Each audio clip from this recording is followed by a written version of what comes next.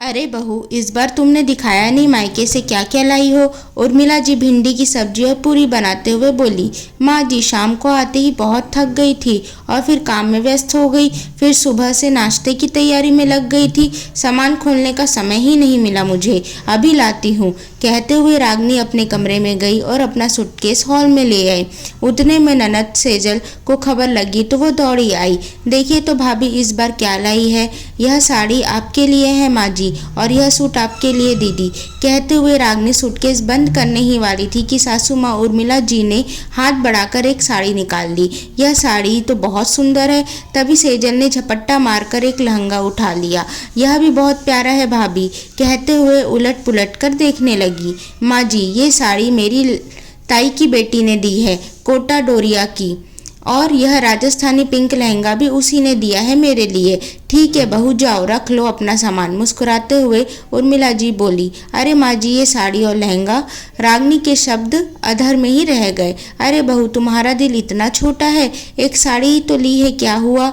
और तुम्हारे पास कौन सी साड़ियों की कमी है। तुम्हारे मायके की साड़ी है, तुम्हारी ससुराल की साड़ियाँ है। मैं तुम्हारी माँ हूँ, सेजल तुम्हारी बहनी ही तो है। कभी भी मांग लेना, दे देगी। अब मुझे अपनी ही चीज मांग कर पहननी पड़ेगी। सोचती हुई रागनी चुपचाप अपने कमरे में चली गई। जिस बात का डर था वही हुआ। रागनी इसलिए सूटकेस नहीं दिखा रही थी क्योंकि उसे पता था जो भी अच्छा सामान होगा वह सास और ननद रख लेगी और वह उफ भी नहीं कर पाएगी। पापा ने इकलौती बेटी होने के कारण उसे सब महंगा और ब्रांडेड सामान दिया था, लेकिन जब रागनी ससुराल पहुंची तो देखा कि पुराने सामान ही लगे हुए हैं। जब पूछा तो सासू माँ बोली, ये भी सब नया ही है। जब पुराना होगा तब स्टोर रूम से तुम्हारा वाला लगा देंगे। तब तो बात ठीक लगी, लेकिन बाद में पता लगा कि उसकी ननद सेजल को यह सारा सामान दे दिया जाएगा। रागनी को बहुत बुरा लगा, पर वह कुछ भी नहीं कह पाई। नई नवेली बहू जो थी, इसलिए बार बार मायके भेज दी जाती। तीज त्योहारों के बहाने जो भी साड़ी, लिफाफा या उपहार आता, सब सासू माँ बिटोर लेती और कहती, संभाल के रख रही हूँ, बाद में काम आएगा। एक दिन सासू माँ उर्मिला जी बोली, बहू, हम सब जरूरी काम से बाहर जा रहे हैं, तुम खाना बना कर रखना। सास, ससुर, देवर, ननद और पतिदेव सब चले गए। रागनी अकेले खाना बनाकर सबकी राह देखने लगी। रात के 11 बजे सभी लौटे।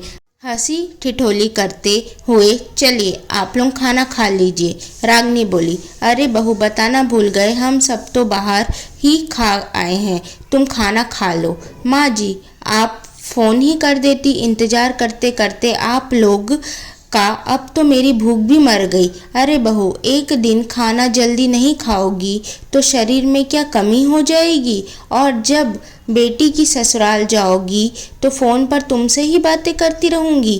क्या मतलब माँ जी, बेटी का ससुराल? हाँ, सेजल का रिश्ता पक्का हो गया है। बहुत अच्छा परिवार मिला है। लड़का शहर में नौकरी करता है, वहीं सेजल की गृहस्थी जमेगी। कहते हुए सासू माँ सेजल का हाथ पकड़कर कमरे में चली गई। रागनी का चेहरा फफक पड़ा। मुझे क्यों नहीं बताया गया? क्या घर की बहू का ननद के होने वाले ससुराल जाना गलत है? थोड़ी देर बाद पति नवीन कमरे में आए। यह क्या था? मुझे क्यों नहीं बताया गया? अरे यार, सेजल का रोका शादी से पहले ही हो गया था, अब तारीख निकली है, उस पर तुम इतना फालतू बवाल क्यों कर रही हो? अब ज़्यादा सोचो मत, चुपचाप सो जाओ।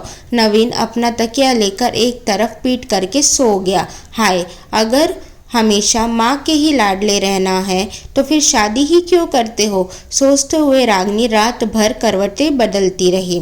कुछ दिन बाद उर्मिला जी की ननद रजनी बुआ घर आई। उर्मिला जी की ननद रजनी बुआ घर आई तो रागनी आराम कर रही थी। और भाभी, कैसी चल रही है तैयारी? रजनी बुआ ने अपनी भाभी उर्मिला जी से कहा। रजनी जी, आपकी हर सीख काम आ रही है। हमने तो पहले सेजल की शादी करने का सोचा, पर आपके आइडिया से पहले अर्जुन की शादी की। खूब दहेज मिला, अब उसी दहेज से सेजल का विवाह निपटा देंगे।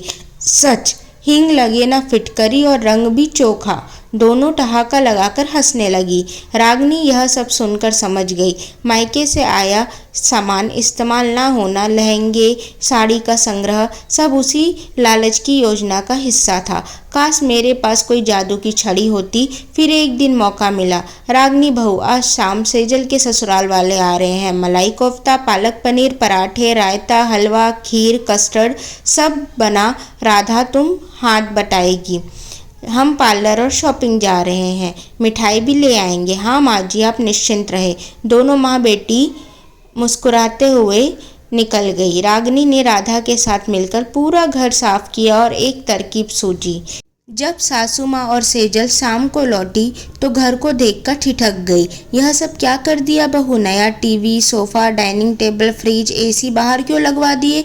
मम्मी जी, सफाई करते वक्त ध्यान आया पुराना सामान तो पुराना ही होता है। सोचा दीदी के ससुराल वाले आ रहे हैं तो क्यों ना मेरे मायके का शानदार सामान लगाया जाए, ताकि उन्हें भी लगे कि उनकी बहू का मायका कितना जबरदस्त है। उर्मिला जी कुछ बोलने ही वाली थी कि मेहमान आ गए। सेजल की होने वाली सास रेखा जी बोली, वाह बहन जी, आपने तो तगड़ा दान दहेज लिया है।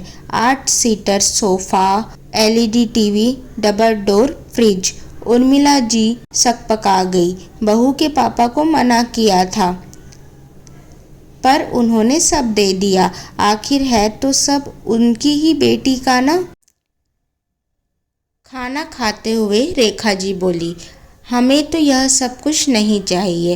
पहले से हमारा घर भरा पड़ा है। वैसे भी सेजल तो सुमित के साथ मुंबई रहेगी, वहाँ कंपनी की तरफ से सब मिलता है।